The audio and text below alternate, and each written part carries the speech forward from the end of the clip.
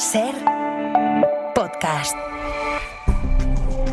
Un estudio de la Federación de Asociaciones de Personas con Discapacidad pone sobre la mesa las dificultades con que se encuentra este colectivo a la hora de viajar.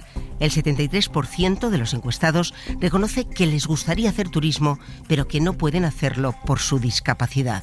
Isabel Salvador, bienvenida a Código de Barras. Hola, Sonia. Y este del que acabamos de hablar no es la única encuesta, no es el único estudio, ¿verdad? No, porque esto demuestra que todavía queda mucho camino por recorrer. Por ejemplo, Plena Inclusión, que es una red de organizaciones que vela por el cumplimiento de los derechos de las personas con discapacidad intelectual y del desarrollo. Hacía otro estudio de este tipo, también 7 de cada 10 personas necesita una persona de apoyo para viajar, y muchas no deciden dónde viajar y qué hacer durante el viaje. Es su familia la que decide por ellos. Por eso mismo, cuando después de superar todas las barreras se quedan en tierra, pues duele mucho más. Pero mucho, lo vamos a comprobar enseguida. En este caso por overbooking. Las protagonistas de esta triste realidad con quien quedamos en una cafetería de Madrid son Mar Albuján y Claude Brecher. Mar tiene 52 años, vive en una residencia en Vallecas, en Madrid. A los 14 años le diagnosticaron ataxia, que provoca la pérdida del control muscular. Se desplaza en una silla eléctrica y tiene problemas también con el habla. Claude, 72 años, una vida muy activa hasta que un ictus la dejó secuelas importantes, así que su compañera desde entonces, nos decía, es su scooter. Mar y Claude llevaban meses planeando un viaje a París, su destino soñado, pero no pudo ser. Isabel, ¿estas dos mujeres viajaban solas? No, el viaje lo habían planificado con Raquel, que es otra compañera que no puede hablar, tiene problemas para comunicarse, y por eso les acompañaba César García, que ayuda a personas con discapacidad que quieran viajar. Llegaron al aeropuerto de Barajas, y lo hicieron con tiempo, con mucho tiempo, pero les dijeron primero que había overbooking, y cuando se negaron a viajar por separado, porque no podían hacerlo así, el problema pasaron a ser las sillas eléctricas. La compañía asegura que no presentaron la documentación a tiempo. Nos dejaron en tierra. Yo me quedé en estado de shock. Estuvimos en el aeropuerto desde la 1 más o menos hasta las 5 menos cuarto, que ya había salido nuestro avión. No nos dejaron ni facturar las maletas. No. ¿Qué os dijeron?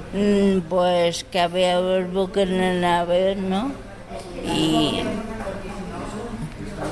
un poco más. Alguien lo tiene que pagar.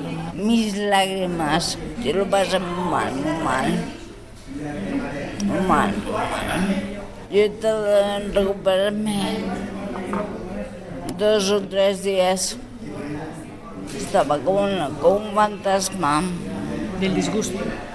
¿Qué hago yo aquí si debería estar en París? ¿Qué hago yo aquí si podía estar en París? París, sí, claro, que yo soy francesa, entonces llevaba muchos años sin haber ido a París y tenía unas ganas locas. Siempre digo que es la ciudad más bonita del mundo, de las que yo conozco, claro. Tenía muchas ganas de ir a París. ¿Cómo se organiza un viaje así? ¿Cómo lo organizáis vosotras?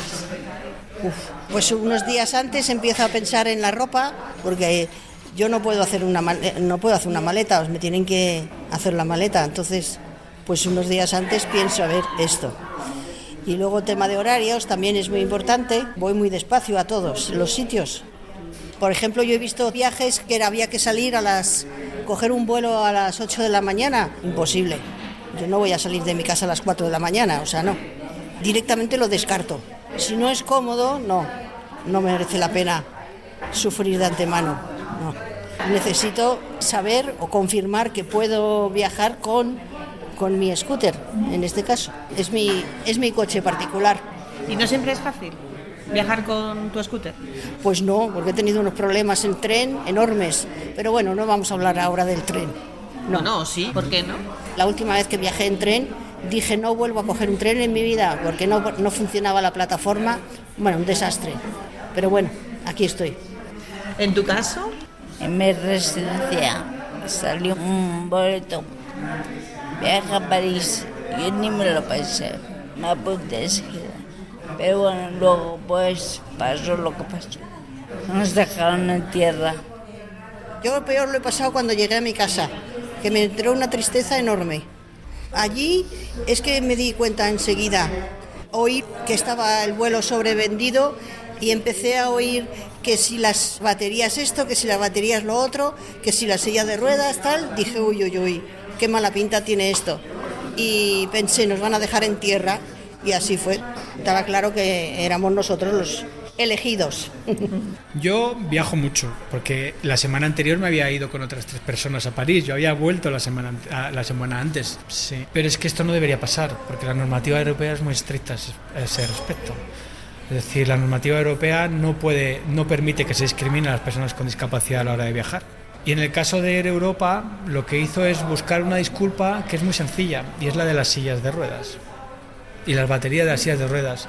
Las baterías de las sillas de ruedas son de gel y cumplen todas las normativas de seguridad para poder ir en un vuelo, y no son los primeros que viajan ni van a ser los últimos, por supuesto. Y utilizaron desde el primer momento, lo primero que nosotros recibimos nada más llegar al aeropuerto y al mostrador de facturación fue, la frase fue esta, literal, es que hemos sobrevendido el vuelo y no sabemos si vais a poder subir. Tú preguntarías por qué ellas y no otros pasajeros. Yo lo que pregunté precisamente es lo primero que me plantearon, ir en 2 vuelos diferentes. Que se fueran 2 personas en un vuelo y otras 2 personas en otro. Con una diferencia horaria de 2 horas. De 2 horas. 2 horas una persona con discapacidad en un aeropuerto como París sin saber el idioma, o sin una persona que necesite en un momento determinado porque tiene una urgencia, no es viable. O sea, es que técnicamente no es viable. La única opción que nos dieron fue esa. Había una chica, yo recuerdo una chica del mostrador, estaba tan indignada como yo. Es la única realmente que tuvo un poco de empatía, porque a mí me vino y me dijo 2 veces, yo no entiendo esto. Es que a nosotros no nos dieron la opción de viajar en otra hora. Es que a mí, si me hubiesen dado la opción de viajar, a mí y a ellas, por supuesto, a las 6:30 en vez de a las 4:30, hubiésemos esperado 2 horas más sin ningún problema. Cuando se habla de ocio, a lo mejor no se piensa en ese ocio inclusivo, no todo el mundo piensa en el ocio inclusivo. La necesidad de viajar la tenemos todos. Sí, yo más. ¿Tú más? Sí, porque a veces me siento en una cárcel, como si estuviera encerrada en un sitio. Quiero libertad, quiero viajar. Y ahora que puedo, no me han dejado viajar esta vez. Yo creo también que da una cierta normalidad, ¿no?, a nuestra vida. Es como si pudiéramos hacer un poco lo que todo el mundo hace, ¿no? Que da así eso, que crees que te da cierta normalidad.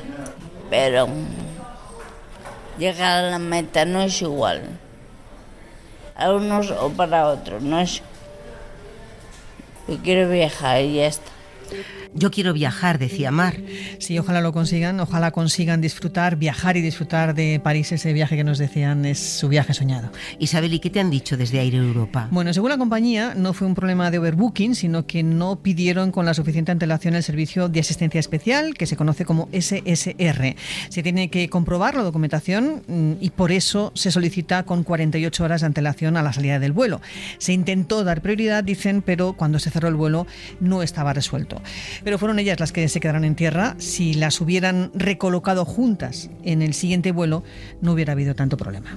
Isabel Salvador, muchísimas gracias. Vamos a seguir hablando ahora de turismo inclusivo con un escritor, guionista, actor y además colaborador de esta casa, con Bob Pop, que ya nos escucha. ¿Qué tal, Bob? Pues muy bien, ¿y tú qué tal? Muy bien también. Quiero hablar contigo para que me cuentes tu experiencia a la hora de viajar.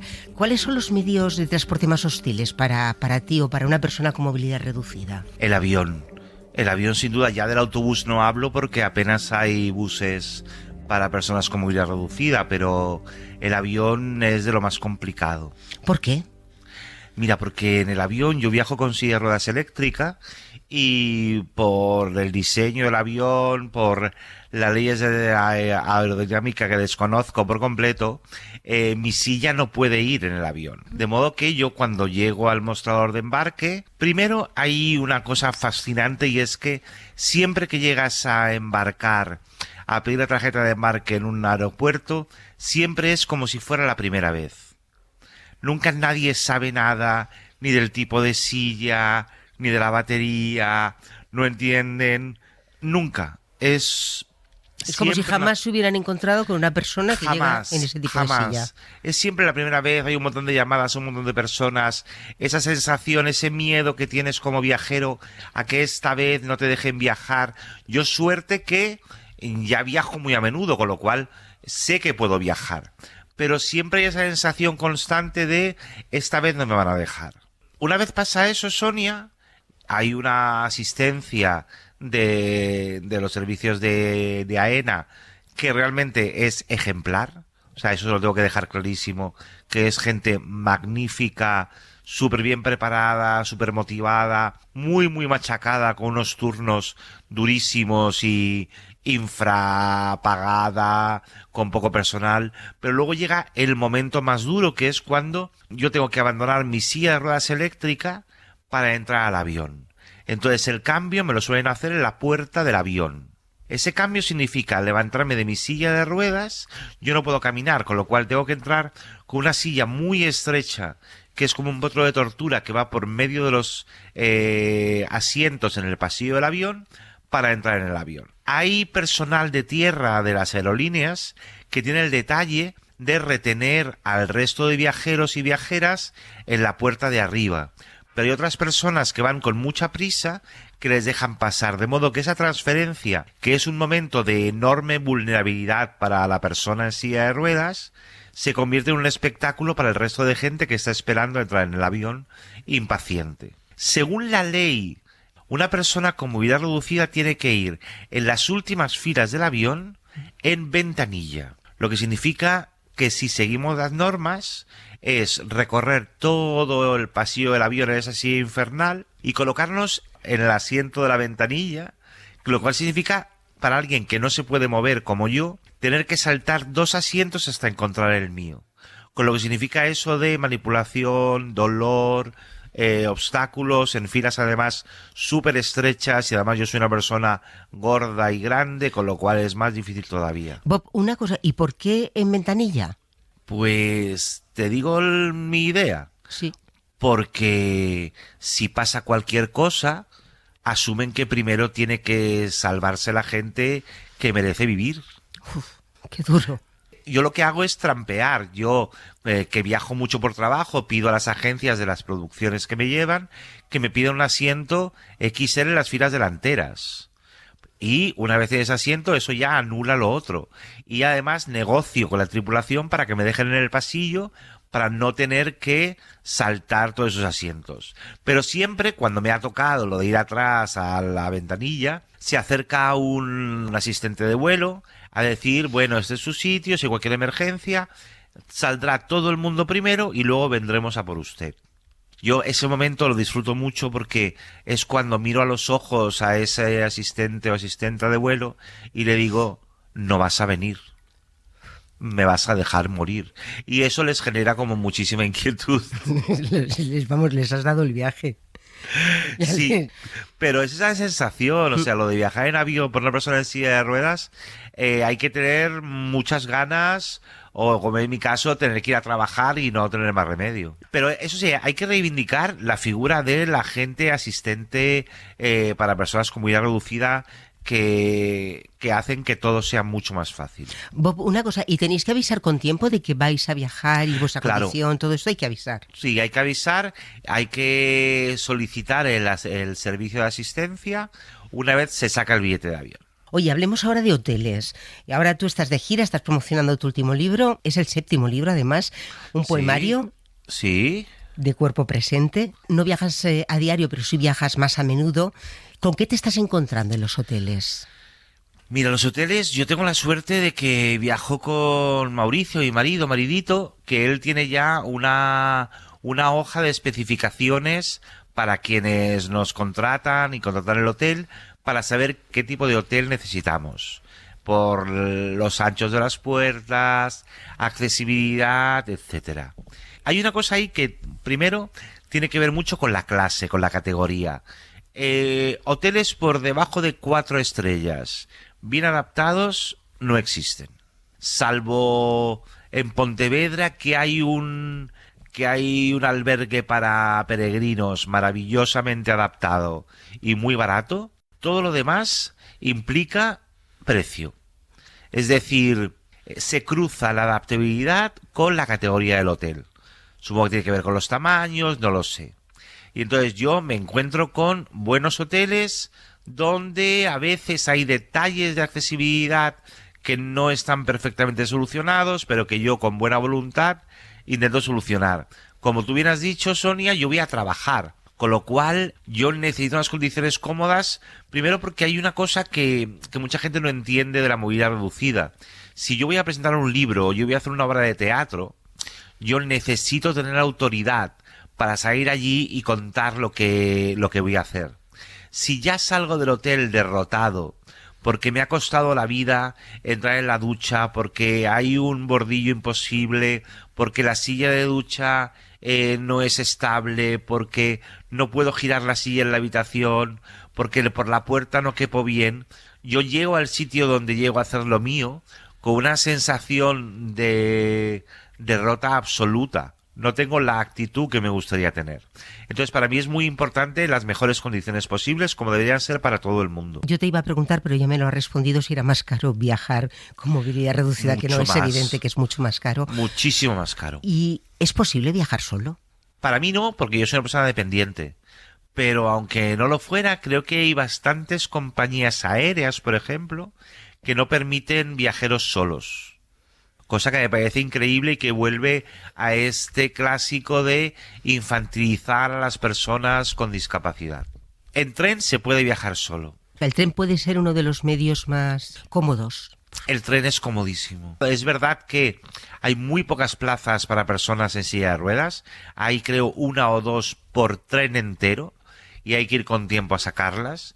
Luego hay líneas ferroviarias en España que no son accesibles. Cercanías es muy complicado porque tanto en Barcelona como en Madrid, que son las cercanías que yo conozco, funciona un poco como un bingo, como una ruleta, es decir, te puede tocar un vagón adaptado, un tren adaptado o no. Y si ese no te ha tocado, te toca esperar al siguiente. Pero en larga distancia, en alta velocidad, viajar en silla de ruedas es mucho más fácil, es muy amable. Lo único que reivindicaría que la persona de Acerca, que es la empresa, la agencia que se dedica a ayudarnos, que por favor tuvieran más personal porque van los pobres y las pobres ahogaditos. Bob, ¿y la ciudad de las que tú conoces más recomendable para visitar si vas en silla de ruedas o tienes algún tipo de problema de movilidad? Mira, sin duda Barcelona, que es donde vivo y que me parece una ciudad muy amable para la movilidad reducida. Pontevedra, por supuesto, que es una ciudad totalmente adaptada. Y luego, mira, acabo de estar en un sitio en Tenerife Norte, que es un pueblecito que se llama Buenavista, que es un pueblo de 5.000 habitantes donde todo está adaptado. Y es un pueblo de montaña. Y han hecho el trabajo en todos estos años de adaptarlo para cualquier tipo de movilidad. Y Madrid es una gincana. Yo te iba a preguntar por la más hostil. No sé si te quedas con Madrid. Madrid, me quedo con Madrid, claramente. Madrid. No, Madrid es muy hostil. También supongo que tiene que ver con que es una ciudad mucho más grande, que está en constante modificación, pero yo noto mucho la sensibilidad, pero incluso a la hora de generar accesos cuando hay obras en las estructuras, que las ciudades bien adaptadas siempre piensan en un espacio para que pase una silla de ruedas, y en Madrid eso es más complicado de ver. Bob, para terminar, un consejo para los que viajan con la silla a cuestas. Paciencia, buen humor y ser muy didácticos. O sea, a veces enfadarnos no sirve de mucho y es mejor explicarle a la persona que está poniendo obstáculos las cosas, no ya por nosotros, porque ya el mal trago nos lo vamos a llevar, el rato de estrés, de retraso, de lo que sea, pero pensar en quienes vienen detrás. Con lo cual yo trato de ser lo más didáctico posible siempre. Paciencia, sobre todo, mucha paciencia. Sobre todo. Y tomar de las cosas con buen humor. No queda otra. Muchísimas gracias a ti, por Sonia, contarnos un placer. Tu experiencia. Nada, que acabes de pasar un buen verano y buena gira. Muchas gracias. Cerramos con información de servicio para quien esté preparando su viaje y vaya en silla de ruedas. Hablamos con el vicepresidente de Facua, Miguel Ángel Serrano. Hola, ¿qué tal? Hola, ¿qué tal? Vamos a hablar del avión, que es el medio más hostil, según nos contaba Bob Pop. ¿Qué se le debe exigir a una compañía aérea?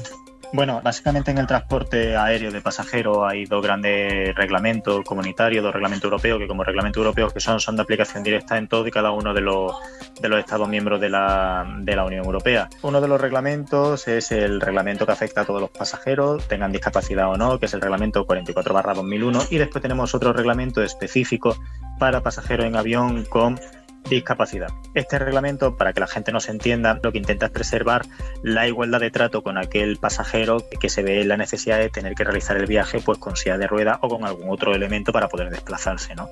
En este sentido, lo que busca este reglamento es que no se discrimine al pasajero en lo que es su embarque con silla de ruedas, ya sea una silla de ruedas normal, una silla de ruedas motorizada y demás. Y el propio reglamento recoge alternativas para el caso de que por motivos operacionales, es decir, por características del propio avión, la silla de ruedas no pudiera ser embarcada. Recoge pues la alternativa de que el pasajero tendrá que ser embarcado inmediatamente en otro vuelo y todo este tipo de cuestiones. Claro, aquí el problema es que es el de siempre, que una cosa es lo que dice la norma y otra cosa después la práctica que determinadas aerolíneas pues vienen realizando en su día a día, ¿no? Yo el consejo que siempre puedo dar a todos los consumidores que se puedan encontrar afectados por una denegación de embarque o por algún tipo de política de las aerolíneas que pudiera ser discriminatoria respecto a su persona, pues por la discapacidad que padecen y la necesidad de emplear determinados medios para desplazarse, es que no lo dejan pasar, que reclamen. Y si tienen dudas de cómo reclamar, de cuáles son exactamente sus derechos, de qué derechos son exactamente los que le garantiza este reglamento, que se pongan en una asociación de consumidores como es Facua y que le echaremos una mano en todo lo que sea posible. En cualquier caso, queda claro siempre reclamar si consideramos que se nos ha discriminado. Vamos a hablar también de los alojamientos. Yo tengo una duda. Esos establecimientos que ya tienen muchos años y que no disponen ni de rampas ni de ascensor, ¿están fuera de la ley? Aquí estamos en un tema bastante complicado. O sea, por un lado tenemos un Real Decreto, que es el de las personas con discapacidad, que recoge la obligación general de que una persona con discapacidad no puede ser discriminada, y esto es aplicable tanto en su trato con las administraciones públicas como con el sector privado. Pero claro, por otro lado tenemos el hecho de que hay edificios que se han construido en años, que lógicamente la normativa pues no era tan garantista para el derecho de las personas con discapacidad, lamentablemente, como es hoy día. Y por otro lado, además, nos encontramos con todo un elenco de normativa autonómica en lo que respecta a los requisitos que tienen que tener los establecimientos hoteleros, y por otro lado pues tenemos también la normativa municipal. Entonces, claro, cuando se quiere analizar si un alojamiento turístico concreto tiene que cumplir con determinados requisitos para la accesibilidad para las personas que tienen discapacidad, hay que hacer un análisis amplio de toda esta normativa.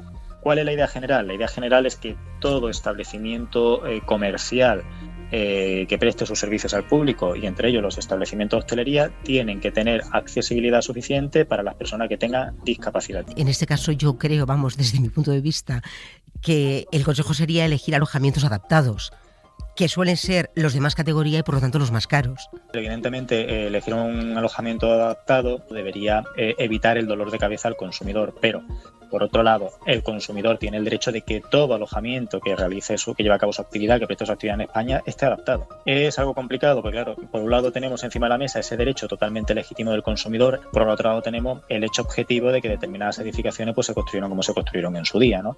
Y que a lo mejor pues la puerta no tiene de acceso a las habitaciones, pues no tiene el tamaño necesario para que pase una silla de ruedas, no hay ascensores, no hay determinadas plataformas, y como bien señalabas tú, bueno, pues se hace generalmente en establecimientos que suelen ser de menor precio, pues a lo mejor pueden ser hostales o hoteles de menor categoría, ¿no? En cualquier caso, si un consumidor se encuentra en la tesitura bien de un establecimiento que se publicita como accesible y que después no lo sea, la recomendación es reclamar. Miguel Ángel Serrano, vicepresidente de Facua, muchas gracias por esas recomendaciones que nos has dado. Muchísimas gracias a vosotros, un saludo.